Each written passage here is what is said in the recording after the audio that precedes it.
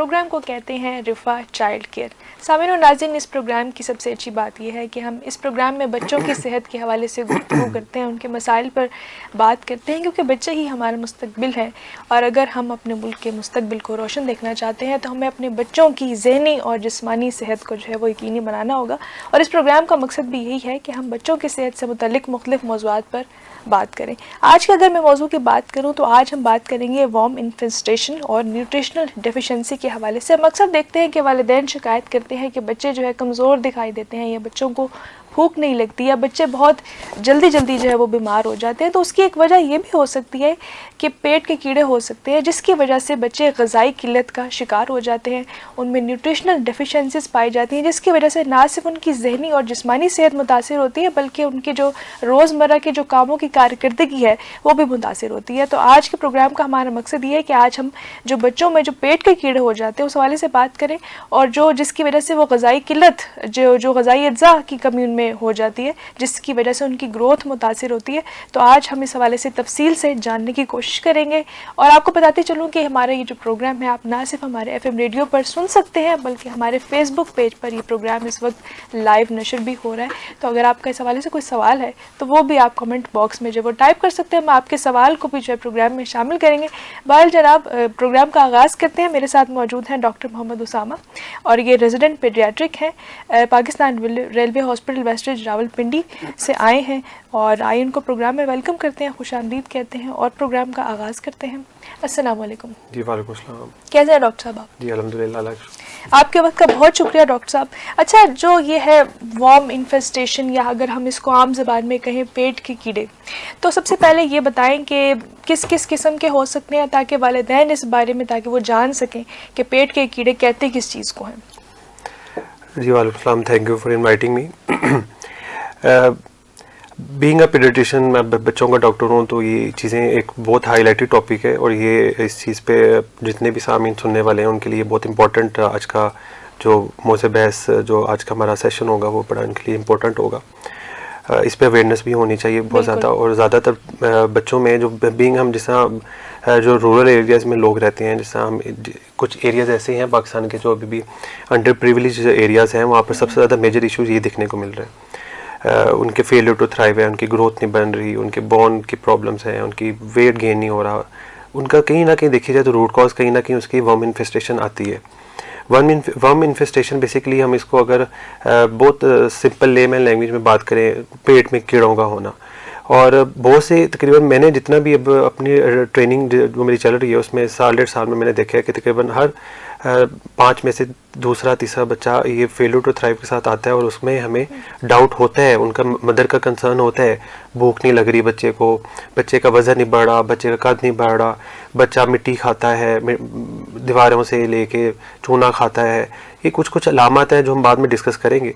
तो बेसिकली ये बहुत एक इम्पॉर्टेंट टॉपिक है। तो आपका जो क्वेश्चन ये था कि कितने टाइप्स के होते हैं ये worms, basically worms different sizes और उनकी शेप्स के अकॉर्डिंगली हमने उनको डिवाइड किए हैं। जो बेसिकली राउंड टाइप के होते हैं उनको राउंड वर्म्स कुछ कहते हैं, स्कैरिस के नाम से, स्कैरिस लुम्ब्रिकॉइड्स बोलते हैं मेडिकली, लेकिन मैं कोशिश करूँगा जितना सिंपल रहा जाए वो इम्पोर्टेंट है।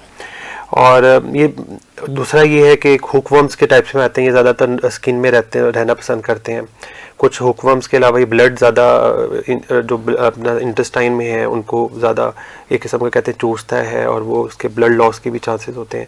यानी एक राउंड वर्म्स हो गए, एक हुकवर्म्स हो गए, और कुछ उसके डिफरेंट टाइप्स के भी होते हैं, कुछ पिन वर्म्स टाइप के भी होते हैं। ये डिफरेंट होते हैं, इसको माइक्रोस्कोपी लेवल पे भी देखते हैं और वैसे नेकेड आई से भी हमें देखने को मिल जाते हैं जब बहुत मल्टीप्लाई कर जाए। सही। अच्छा, ये बताइए, जिस तरह से आपने एग्ज़ाम के बारे में बताया, तो ये बताएं कि इसके असबाब क्या हैं, क्या वजूहात हैं इसकी कि बच्चों में पेट के कीड़े हो जाते हैं? जी बिल्कुल, ये जो सबसे बड़ी इंपॉर्टेंट चीज़ तो ये कि जो स्कूल एज गोइंग जो एज आ जाती है ना, जिसमें बच्चे थोड़ा सा जब उनकी वॉकिंग स्टार्ट हो जाती है, ज़्यादातर ये देखने को 1 ईयर से टुवर्ड्स 19 ईयर्स पे ज़्यादा कॉमन है जब बच्चों की वॉकिंग अचीव हो जाती है। तो क्योंकि ज़ाहिर बात है 1 साल से पहले जो इन्फेंट्स होते हैं तो वो तो मदर उनको ज़्यादा टेक केयर करी होती हैं तो वो लेस लाइकली चांसेस हैं।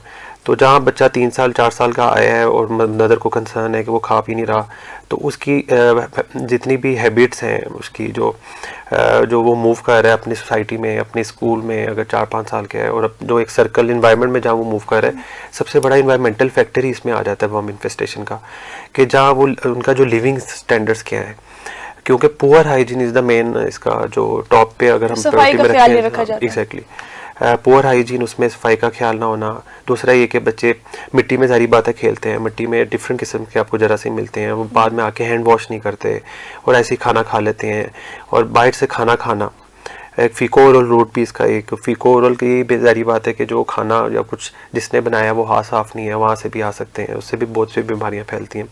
तो इन शॉर्ट कह सकते हैं कि जो इन्वायरमेंटल फैक्टर इसमें सबसे ज़्यादा इंपॉर्टेंट है, एक तो पुअर हाइजीन, पुअर सैनिटेशन, और पुअर हैंड वॉशिंग, और कंटेमिनेटेड फूड्स, और वाटर का सोर्स अच्छा ना होना, क्योंकि एग जो उनके लार्वा जो उनके ग्रो करते हैं बेसिकली वो इन्हीं ही एरियाज़, इन्हीं उनको फेवरेट एरियाज़ है जहाँ वो ग्रो करते हैं। तो ज़ाहिर बात है जब बच्चे इतने मेच्योर नहीं होते 2-3 ईयर्स में, तो वो हर चीज़ मुंह में डाल रहे होते हैं, तो वो दैट्स द रीज़न जो मेजर उसका कॉज बनती है उसकी सोर्स का।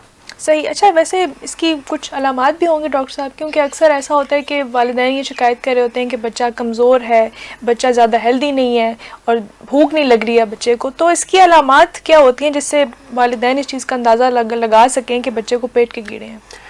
जी बिल्कुल। इससे पहले मैं थोड़ा सा इसकी एक और चीज़ पे जाहिर करना चाहूँगा कि WHO का एक लेटेस्ट में उन्होंने बताया था कि पूरे वर्ल्ड वाइड में इन्होंने एक सर्च की थी, तो मोर देन 1.5 बिलियन जो पॉपुलेशन है जो इन्फेक्टेड है इसके साथ ग्लोबली। तो इसलिए टॉपिक इज़ वेरी इंपॉर्टेंट। तो मैं कोशिश कर मतलब टॉपिक पे मैं वापस आता हूँ, जो आपका क्वेश्चन था कि अलामत क्या है। बेसिकली अलामत में सबसे ज़्यादा देखें जो मदर है ना, वो जब बच्चे के साथ ज़ाहिर बात रहती है तो मदर ही ज़्यादातर अलामत खुद ही बता देती हैं डॉक्टर साहब के पास आके कि डॉक्टर साहब मैंने इसको देखा है कि ये चूना खाता है दीवार से और मिट्टी खाता है बिला वजह, क्रेविंग्स होती हैं उसकी डिफरेंट किस्म की। और अलामत में उसका ये होता है कि वो ये कहते हैं कि इसका ना स्कूल गोइंग है तो स्कूल परफॉर्मेंस नहीं अच्छी हो रही, और इसको डायरिया मोशन रहता है, जब खाता है तो फ़ौरन वॉशरूम भागने की तरफ चला जाता है। ये कुछ इस तरह की अलामत है। कुछ कहते हैं पेट में दर्द रहते हैं, कुछ पेरी एनल रीजन जहाँ से स्टूल पास करते हैं, जो आपका बच्चों का बड़ा पेशाब पास करने की जो एरिया है बेसिकली वहाँ पर उनको कहते हैं खारिश होती है, पेरी एनल इचिंग जिसे बोलते हैं। तो ये कुछ अलामत हैं, पेट में दर्द होना, पेरिनल ईचिंग होना जहाँ से बड़ा पेशाब खाने करने की जगह पे खारिज करना। दूसरा ये कि क्रेविंग्स होना एक्स्ट्रा डिफरेंट चीज़ों की जो खाने वाली चीज़ें नहीं है। उसके अलावा ऑल्टर्ड बावल मूवमेंट रहना, कभी लूज मोशन कभी उल्टी। दूसरा अलामत के वेट गेन नहीं हो रहा बच्चे का। अगर बच्चा से कि अगर 6 साल का है तो उसका आइडली वेट 20 kg के राउंड होना चाहिए, तो उनका 14 kg 16 kg होगा। Weight gain, poor weight gain. Last important जो सबसे इंपॉर्टेंट मुझे बताना चाहिए था, iron deficiency anaemia. Nutritional deficiencies होते थे, जो हमारा नेक्स्ट टॉपिक होगा कि न्यूट्रिशंस जो इम्पोर्टेंट है, जो चिल्ड्रन के लिए ग्रोइंग एज के लिए इम्पोर्टेंट है, वो बेसिकली एब्जॉर्ब नहीं हो रहे ड्यू टू वर्म्स की वजह से। वर्म्स उसी ही न्यूट्रिशंस की वजह से वो जिंदा मल्टीप्लाई हो रहे हैं, तो वो जो एब्जॉर्ब बॉडी में होना चाहिए था चिल्ड्रन के, वो वर्म्स अपने लिए वो गज़ा ले रहे हैं, और जो वो मल्टीप्लाई होकर वो फैल रहे हैं और वो फिर प्रॉब्लम क्रिएट करती हैं।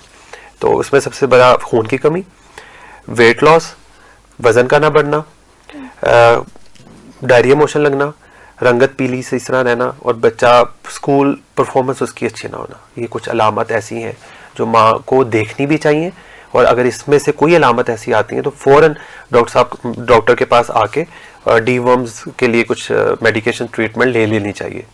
बिल्कुल आप सही कह रहे हैं कि बच्चों की इससे ना सिर्फ जिस्मानी सेहत मुतासिर होती है, बल्कि उनके जो रोज़मर्रा के काम है उसमें भी वो उस तरह से परफॉर्म नहीं कर पाते। और जिस तरह से डॉक्टर साहब ने पहले जिक्र भी किया कि पुअर हाइजीन यानी कि सफाई का ख्याल ना रखने की वजह से बच्चों में इस तरह के मसाइल जन्म लेते हैं। तो वालिदैन को सबसे पहले बच्चों को हाथ धोना, सफाई रखना, सफाई का ख्याल रखना, इन चीज़ों की आदत डालना ज़रूरी है, ताकि वो इस तरह की जो बीमारियाँ हैं उनसे बच सकें। बहरहाल जो हमें नए लिसनर्स या नए व्यूवर्स ने हमें इस वक्त ज्वाइन किया, आपके लिए बताती चलूँ कि आप इस वक्त देख और सुन रहे हैं प्रोग्राम रिफ़ा चाइल्ड केयर, और आज का जो हमारा मौजू है वो है बच्चों में जो पेट के कीड़े हो जाते हैं और उसकी वजह से बच्चे ग़िज़ाई किल्लत का शिकार हो जाते हैं। और जब ग़िज़ाई किल्लत का शिकार हो जाते हैं तो उनकी जो ग्रोथ है, जो उनकी नशोनुमा है, वो किस तरह से मुतासिर होती है, इसकी क्या वजूहात हैं, इसको किस तरह से रोका जा सकता है, इस पर आज हम बात कर रहे हैं। मेरे साथ मौजूद हैं डॉक्टर मोहम्मद उसामा, ये रेजिडेंट पेडियाट्रिक्स हैं और Pakistan railway hospital wastage Rawalpindi में अपनी खदमात भी सरअंजाम दे रहे हैं और आज हमारे साथ मौजूद हैं। वाल इनसे गुफ्तगू जारी है, मज़ीद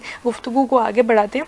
अच्छा डॉक्टर साहब, जिस तरह से आपने बात की न्यूट्रिशनल डेफिशिएंसी की, यानी कि ग़िज़ाई किल्लत की, ऐसे अज्जा जो बच्चों को ग्रोइंग एज में, उनकी नशोनुमा के सालों में जो ज़रूरत होती है वो उनको नहीं मिल पा रहे होते, वो उन कीड़ों के ग़िज़ा बन रहे होते हैं, जिस तरह से आपने पहले जिक्र भी किया।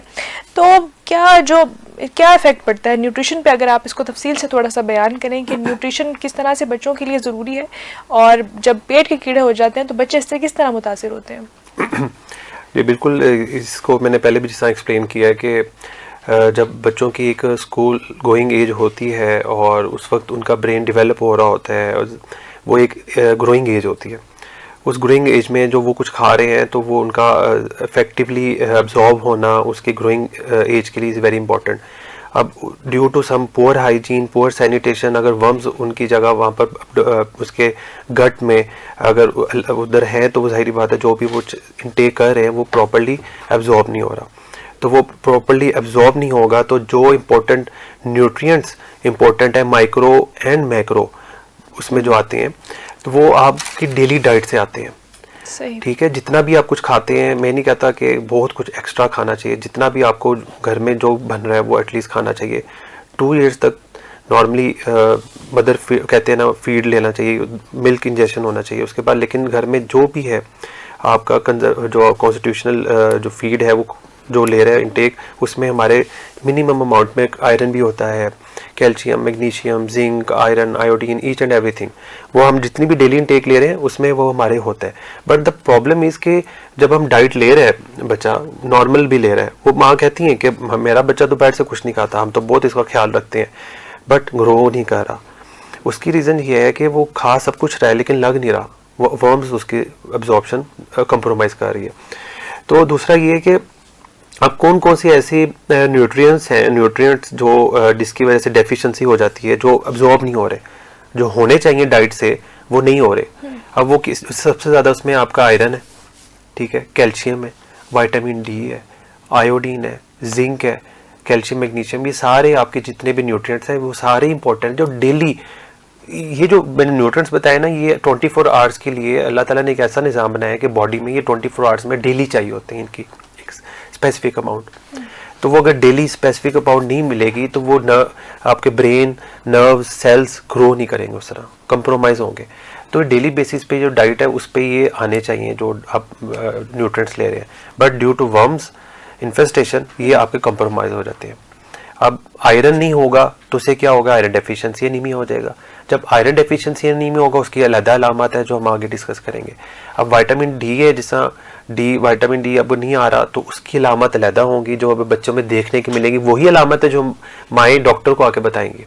कुछ कैल्शियम की डेफिशिएंसी, आयोडीन से, इस सारी जो न्यूट्रिएंट्स की डेफिशिएंसी से बॉडी पे जो असरात मुरतब होती हैं वो उसकी डिफरेंट अलामत हैं और वो फिर कंप्रोमाइज़ करती हैं उसकी ग्रोइंग एज में, ग्रोथ में और उसके कोग्निटिव बिहेवियर में, कोग्निटिव इम्पेयरमेंट में और उसके स्कूल परफॉर्मेंस पे भी। सही। अच्छा, जिस तरह से आपने जिक्र किया कि किस तरह से इसका एक पूरा डायरेक्ट लिंक है पेट के कीड़ों का और न्यूट्रिशनल डेफिशिएंसीज का, यानी कि जो ग़िज़ाई किल्लत बच्चों को हो जाती है, तो मैं ये जानना चाहूँगी कि इसके बारे में बताइएगा कि कौन सी ऐसी कॉमन डेफिशिएंसीज हैं जो बच्चों में पाई जाती हैं और इसको किस तरह से हम ठीक कर सकते हैं, दूर कर सकते हैं। बिल्कुल, सबसे पहले इंपॉर्टेंट तो ये है कि जब आपको लग रहा है कि बच्चे का रंग पीला है और बच्चा की ग्रोथ नहीं बढ़ रही और बच्चा थक जाता है, टांगों में दर्द हो जाती है, और सबसे पहले तो आपको चाहिए कि खून का टेस्ट भी लाजमी करवाएं, क्योंकि खून के टेस्ट सिंपल सीबीसी में आपको उसमें एचबी का अमाउंट पता चल जाएगा। अगर एचबी उसकी कम है इट शोज़ के अनीमिया है। वही सबसे पहला एलिमेंट जो आप बता रही थी, आयरन डेफिशिएंसी एनीमिया, जो मैंने पहले डिस्कस किया है। अब ये हमें कैसे पता चल सकता है? एक तो रंगत से भी पता चल सकता है, दूसरा है कि हम खून का टेस्ट जब करवाएंगे सीबीसी, सिंपल सीबीसी, उसमें भी एचबी की जो वैल्यू वो कम होगी। इट शोज़ कि कहीं ना कहीं इसके मल्टीपल फैक्टर्स हैं, उसमें सबसे पहले जो कॉमन फैक्टर उसको हम ऊपर रखें तो वो वर्म्स है। तो हम CBC टेस्ट करवा के देख सकते हैं, तो उसमें हमें HB का ड्रॉप मिल रहा है और उसकी डिफरेंट और चीज़ें भी देखेंगे, तो हम कह सकते हैं कि इसकी आयरन की डेफिशिएंसी है, तो उसको हम ओवरकम करने के लिए कुछ ट्रीटमेंट करेंगे, ठीक है। और उसके अलावा विटामिन डी जिससे मैंने बात किया, अच्छा अब आयरन की कमी की वजह से क्या हो सकता है कि कोग्निटिव, मैं आपको बता रहा था कि जो आपकी थिंकिंग पावर है, सोचने की, वो इम्पेयरमेंट हो जाती है, उसकी थोड़ी सी आपका कॉम्प्रोमाइज़ हो जाता है। सेकेंडली विटामिन डी की कमी की वजह से सारी बात है बोन्स के लिए, बोन की ग्रोथ के लिए, डेवलपमेंट के लिए vitamin D is very important. वो नहीं मिला अगर डेली बेसिस पे उसकी एक स्पेसिफिक अमाउंट, तो वो बोन्स पे इफेक्ट करेगा। आयरन आपके ब्रेन को कर रहा है और आपको जो विटामिन डी है वो बोन्स को कर रहा है, अलॉन्ग विथ कैल्शियम। कैल्शियम भी अगर आपने नहीं सही प्रॉपर्ली ले रहे हैं लेकिन अब्जॉर्ब नहीं हो रहा। द पॉइंट इज कि लेना इज समथिंग एल्स, ले रहे हैं डेली बेसिस पे लेकिन अब्जॉर्ब नहीं हो रहा ड्यू टू वर्म्स, तो उसकी वजह से फिर वो जब जज़ब नहीं हुआ तो कैल्शियम के असरात मुरतब होंगे, वो भी बोन्स में आपको देखने को मिलेंगे। अब जिस तरह विटामिन B12 है वो ब्रेन नर्व्स के लिए बड़ा, थिंकिंग के लिए बहुत इंपॉर्टेंट है। अब जिंक एक है, जिंक की कमी की वजह से वूंड हीलिंग, जो आपके जख्म बनते हैं बच्चों के, वो डिले हो जाते हैं, जख्म अच्छी तरह फौरन नहीं भरते, थोड़ा डिले चले जाते हैं। और उसके अलावा अगर हम आयोडीन की देखें कि वो भी ब्रेन के लिए भी ज़्यादा इंपॉर्टेंट है। तो ये जितने भी न्यूट्रिशन हैं ये ले रहे हैं children, but due to lack of absorption उसमें ये डेफिशिएंसी हो रही है। उस डेफिशिएंसी की वजह से हर एक विटामिन जो इम्पोर्टेंट है वो उसके अपने अपने असरात मतलब उस बच्चे के कर रहे हैं। सही। अच्छा डॉक्टर साहब, जिस तरह से हम देखते भी हैं कि जो बच्चों को मल्टीविटामिन टैबलेट्स जो दी जाती हैं, तो आप इस हवाले से क्या कहते हैं, और जो मार्केट में दी जाती हैं, तो क्या ये ठीक है, बच्चों को देनी चाहिए एडिशनल जो सप्लीमेंट्स दिए जाते हैं? देखिए जो आप बात करें, I totally agree with this. देखिए हम बीइंग अ पीडियाट्रिशियन इसको तो इन्फोर्स करते हैं कि देनी चाहिए, but the my point is again there कि वर्म्स अभी भी वही हैं।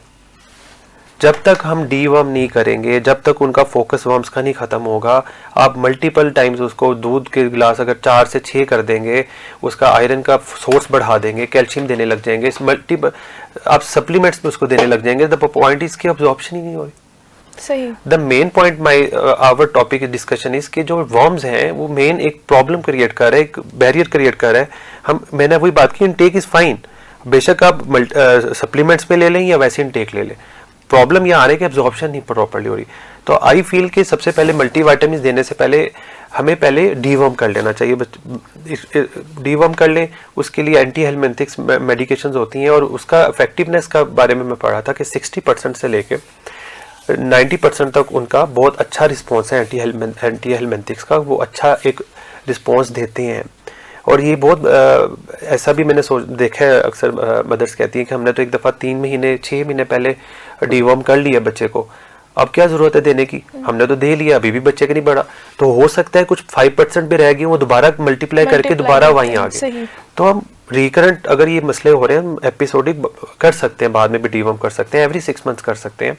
ये सिर्फ बच्चों के लिए नहीं, ये अडल्ट्स के लिए भी वेरी इंपॉर्टेंट है कि अगर बड़े हैं तो अगर उनको थकावट से महसूस हो रही है, उनको लग रहा है 19 ईयर्स तक मैंने इसका एज लिमिट बताई है। अच्छा, जो थोड़े से यंग एडोलेसेंट एज है, अगर उनको भी फील हो रहा है फटीगेबिलिटी और आयरन की कमी हो रही है, तो उनको भी डीवर्म करने में कोई देयर इज़ नो हार्म, वो भी अपने आप को कर सकते हैं। सही। सामीने कराम, इस वक्त आप देख और सुन रहे हैं प्रोग्राम रिफा चाइल्ड केयर, और ये प्रोग्राम आप ना सिर्फ हमारे FM रेडियो पर इस वक्त सुन सकते हैं, बल्कि हमारे फेसबुक पेज पर इस वक्त आप ये प्रोग्राम लाइव देख भी रहे हैं। डॉक्टर साहब, हमें लाइव व्यूवर्स ने भी ज्वाइन किया, नईम शाह हमारे प्रोग्राम को पसंद कर रहे हैं, और सवाल भी एक कि आजकल जिस तरह से डॉक्टर साहब हम देखते हैं गर्मी का मौसम है, बारिश का भी मौसम है, तो इस दौरान अगर बच्चे बाहर से कुछ खाते हैं चीज़ें, तो अगर हम पर्टिकुलरली इस सीज़न की बात करें, तो बच्चों का जो बाहर से खाना है आप इसको किस तरह से देखते हैं, और इस हवाले से आपकी क्या एडवाइस है पेरेंट्स के लिए? Thank you for this question. इनका जो क्वेश्चन था वो बड़ा वैलिड क्वेश्चन है, और ये आजकल सीज़न भी जैसा सैलाब का और ये सारा जो आजकल जो सीज़न चल रहा है, इसमें सबसे मेजर हमारे पास भी हॉस्पिटल में जो ज़्यादातर एडमिशन्स वो टाइफाइड इंटेरिक फीवर के साथ और एक्यूट वायरल हेपेटाइटिस जिसको पीला यरकान बोलते हैं, और कुछ मेल न्यूट्रिशन, यही जो बात है वर्म इन्फेस्टेशन वाली, ये सारे पेशेंट्स हमें बल्कि हमारे हॉस्पिटल के आप जितने भी हॉस्पिटल्स पाकिस्तान के देखेंगे तो आपको ये 70% पेशेंट आपको यही मिलेंगे इस तरह के। बट इनका सोर्स क्या बन रहा है? इनका सोर्स वही फीको और रूट बन रहा है, यानी पोअर हाइजीन। इन सारी जो 60-70% जो कॉमन बीमारी है जिनका इलाज भी है, उनका जो सोर्स है उसका जो मतलब जो मैं बताने लगा हूँ उसका एक ही रीज़न है, पोअर हाइजीन, हाथ साफ ना रखना, अपने बच्चे को बाहर से चीज़ें जो वो खा रहा है उसको मोनेटाइज ना करना, वो क्या खा रहा है गंद भला क्या नहीं खा रहा। दूसरा, प्रॉपर हैंड हाइजीन नहीं है, हाथ साफ करने का कोई वहाँ पर कॉन्सेप्ट नहीं है बच्चों का, और बच्चों पे नज़र नहीं है कि क्या दे रहे हैं क्या नहीं दे रहे। और सैनिटेशन, वाटर सोर्स आपका क्या है, आप कहाँ से पानी लेकर आ रहे हैं, आप जिस वाटर टैंक से लेकर आ रहे हैं उसका ज़ाहिरी वो भी देखें सैनिटाइज प्रॉपर है नहीं, उसकी फिल्ट्रेशन प्लांट वर्किंग है नहीं है। बहुत ऐसे पाकिस्तान में हमारे फिल्ट्रेशन प्लांट हैं वर्किंग है, बट वो प्रॉपरली वो भी वॉश नहीं होते, उनका भी एक प्रॉपर ऑप्टिमाइज होने चाहिए। तो सोर्स इज़ द सेम, बेशक टाइफाइड है, पीला यरकान है, वर्म्स हैं, इनका सोर्स एक ही है। अगर हम उस सोर्स को अगर बेहतर कर लिया जाए, मैं इनसे ही बताना चाहूँगा कि आप अपने बच्चे का सोर्स देखें, जो वो खा पी रहा है, अपने पाइप सबसे पहले अपने वाटर लेवल देखें कि आपका जो पानी का जो सोर्स है वो कैसा है।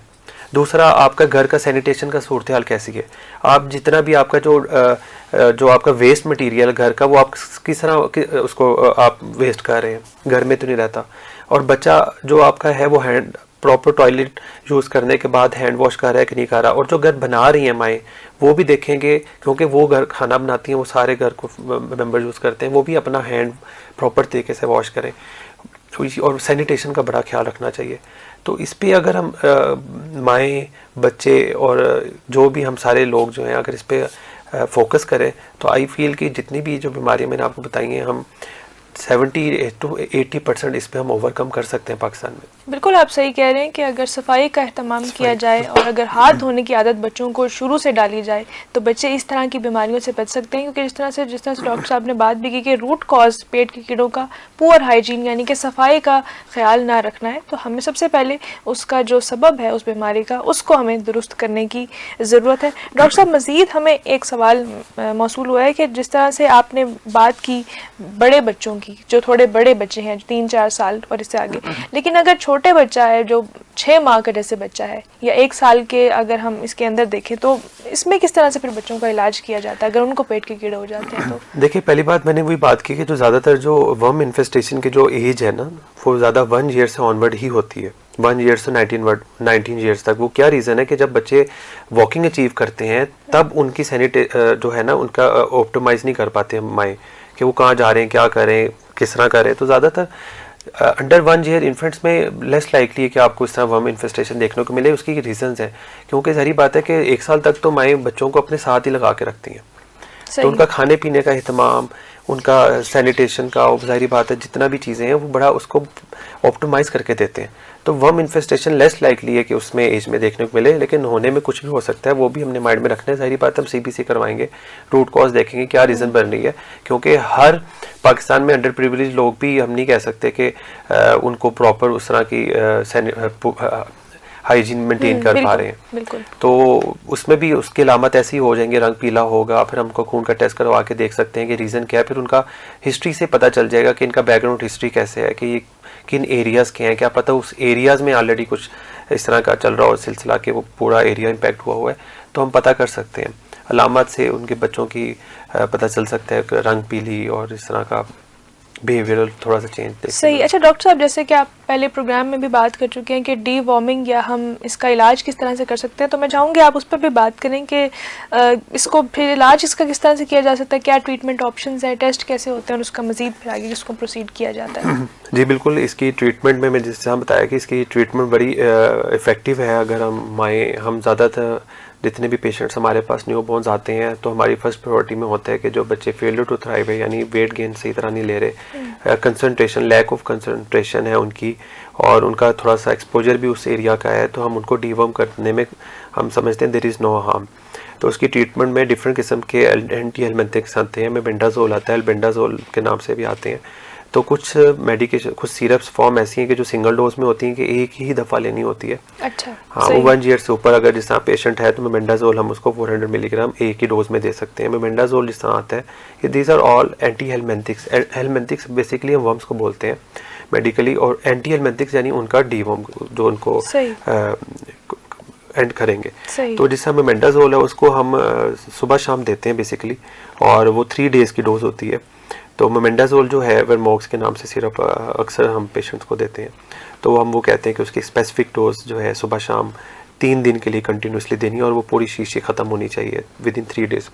और अगर वो नहीं ख़त्म हुई, इसमें डोज एडुकेट नहीं की और अगर पहले ख़त्म हो गए तो इसका मतलब कुछ प्रॉब्लम है। तो डोज शुड बी एडुकेट और ये इस तरह हम कर सकते हैं एंटी एलमेटिक्स। और जहाँ आपने टेस्ट की बात की, हम कैसे इसको डायग्नोस कर सकते हैं, तो डायग्नोसिस के लिए तो सिंपल, मैंने आपको पहले बताया कि हम सीबीसी करवा लें, तो उसमें सीबीसी में हमें अनीमिया देखने को मिलता है, एचबी ड्रॉप मिलती है, क्योंकि सबसे पहले बच्चों को आयरन डेफिशिएंसी अनीमिया ही देखने को मिलता है। खून के टेस्ट में हम वो एक फैक्टर है जिसमें आइडेंटिफाई वो कर देता है। दूसरा, हम स्टूल आरी कल्चर से भी हम ओवा सिस्ट उसका पैरासाइट देख सकते हैं कि वो उसमें किस तरह का है। तो हम स्टूल के टेस्ट जो यानी जो पखाना वो कर रहा है, बड़ा पेशाब, उसका टेस्ट से भी हम पता कर सकते हैं ओवा पैरासाइट, क्योंकि ज़ाहिर बात है वो वहाँ ग्रो करते हैं। और दूसरा, खून के टेस्ट से भी हम आइडेंटिफाई कर सकते हैं तो एचपी की कमी की वजह से, तो हम उस तरह दे सकते हैं। बाकी हम ये भी कहते हैं कि माओं को अलामत बताने के लिए कि अगर आपको लग रहा है कि बच्चे नीचे खारिश कर रहे हैं और जब वो वॉशरूम जाते हैं स्मेल ज़्यादा आती है और इस तरह के, समटाइम्स हम ये भी कहते हैं अगर आपको डाउट है तो आप जो वो स्टूल पास कर रहे हैं फ्लश में जाके उनका कलर देखें और उनमें आपको कहीं ना कहीं नेकेड आई से आपको कहीं ना कहीं वो कीड़े भी नज़र आते हैं तैरते हुए।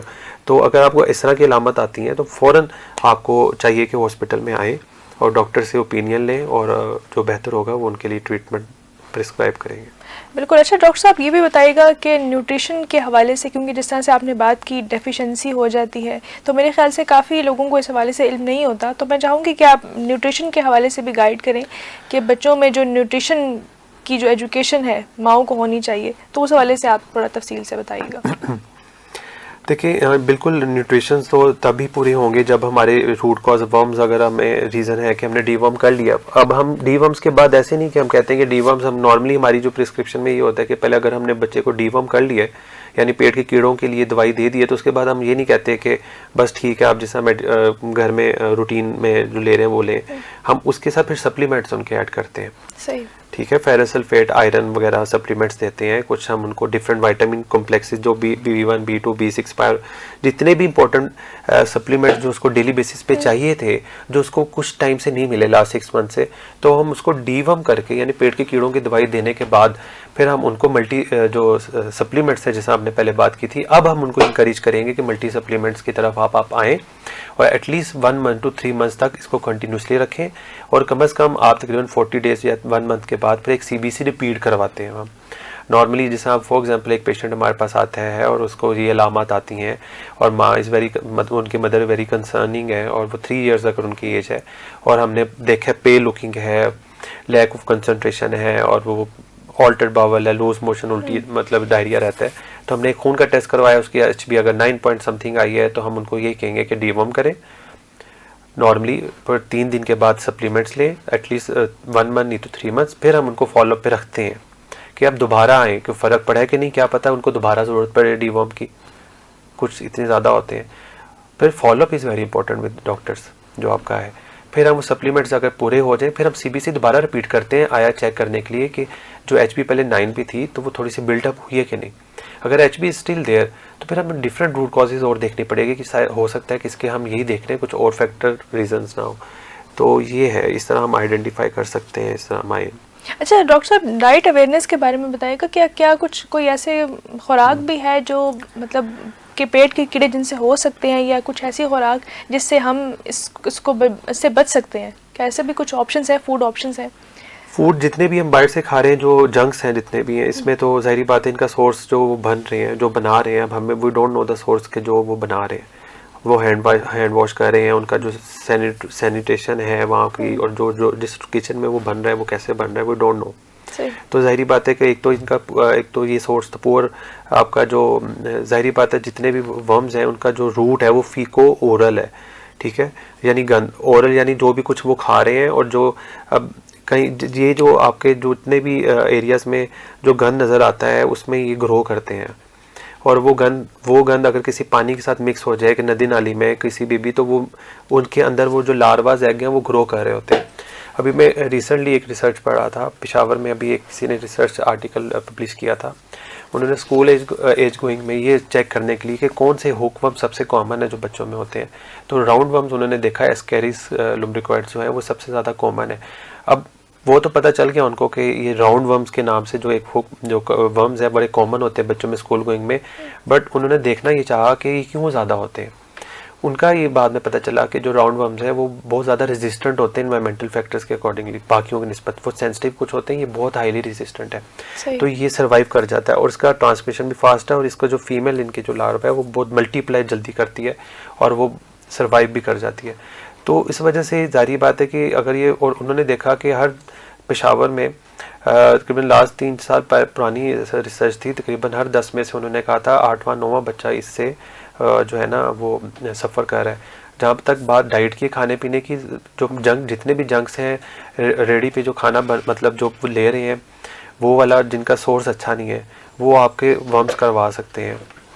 सेकेंडली वो कैसी ऐसी डाइट हैं जो हेल्दी हैं, वो सारी जितने भी फ्रूट्स हैं, आपके जितने भी ग्रीन वेजिटेबल्स हैं, मीट हैं, ये सारे ही आपके के लिए डेली बेसिस के लिए प्रोटीन, कार्ब्स और आपको जो ये चीज़ें सारी चाहिए आपको इससे डाइट से मिल जाती हैं, लिपिड्स।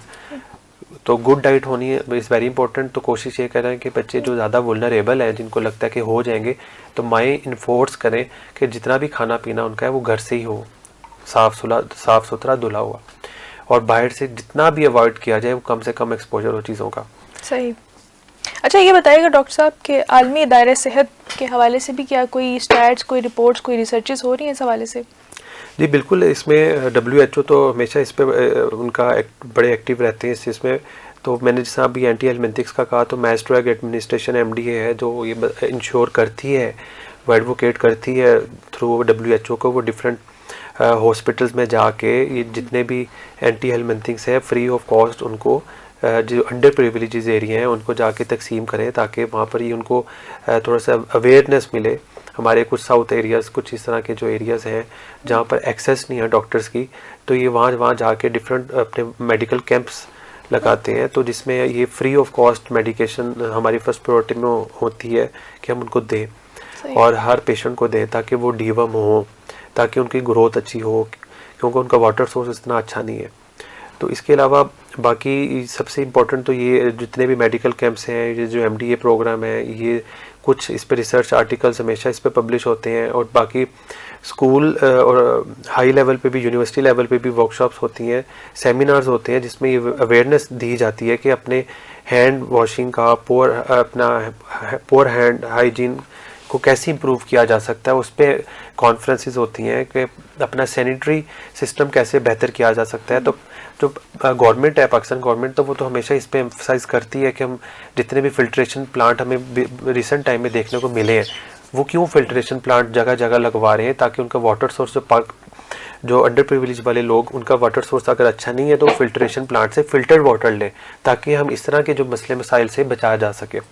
तो पाकिस्तान गवर्नमेंट इस पे कर रही है फोर्स। बीइंग अ डॉक्टर्स, हम भी कॉन्फ्रेंसेस, वर्कशॉप, मेडिकल कैंप्स से एम्फसाइज कर रहे हैं, मेक श्योर कर रहे हैं कि हम ज़्यादा एक्सेस तक बच्चों को उन एरियाज़ में भी जाएं जहाँ पर एक्सेस नहीं है वो डॉक्टर्स का, तो हम उनको डीवर्म करें इस तरीके से, और उनको अवेयरनेस दें और मल्टीविटामिन्स उनको दें, क्योंकि वहाँ पर खाने पीने के अक्सर बच्चों के पास पैसे नहीं है। जिस तरह सैलाब कुछ एरियाज़ में भी आए हैं, तो बेहतर जिस तरह है कि डॉक्टर्स का अक्सर डेलीगेट जाए और वहाँ पर मेडिकल कैंप्स लगाएं, डीवर्म्स दें, डीवर्म बच्चों को दें और उनको सप्लीमेंट्स दिए जाएँ, ताकि जितना खुराक के साथ साथ ये चीज़ें भी बहुत ज़रूरी हैं। The point my is this again कि खाना देते जाएंगे, अगर वर्म्स वहीं हैं तो उस खाने का भी कोई फ़ायदा नहीं है।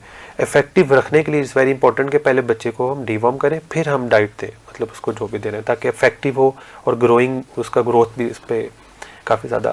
बिल्कुल आप सही कह रहे हैं डॉक्टर साहब कि सबसे पहले तो जिसका रूट कॉज है, यानी कि पुअर हाइजीन, सफाई का ख्याल ना रखना या बर वक्त जो है हाथ ना धोना बच्चों का, जिसकी वजह से बच्चों को पेट के कीड़े हो जाते हैं, तो सबसे पहले हमें इस चीज़ को एड्रेस करना है।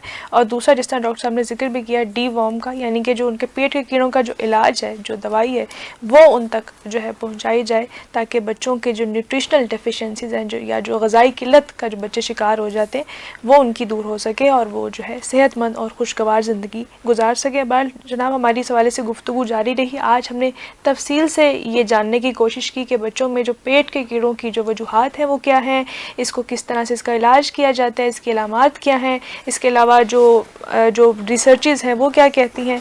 तो एक बड़ी तादाद बच्चों की जो है इस वक्त इस बीमारी में मुब्तला है, तो पेरेंट्स के लिए ये जानना बहुत ज़रूरी है, इस हवाले से अवेयरनेस क्रिएट करना बहुत ज़रूरी है, ताकि बच्चे जो है, जो माँ बाप हैं, वो अपने बच्चों की सेहत का जो है भरपूर ख्याल रख सकें। बहरहाल डॉक्टर साहब, आपका एक बार फिर बहुत शुक्रिया, आपने इतने अहम मौजू पर बात की, आपने हमें वक्त दिया।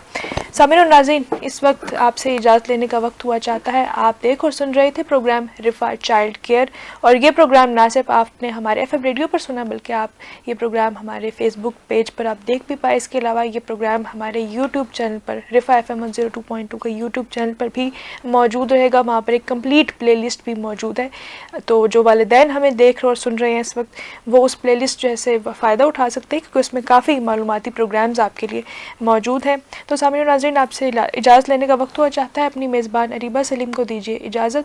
आपसे भी मुलाकात होगी रिफ़ा चाइल्ड केयर के किसी और एपिसोड में। तब तक के लिए अपना और अपने बच्चों का ख्याल रखें। अल्लाह हाफ़िज़।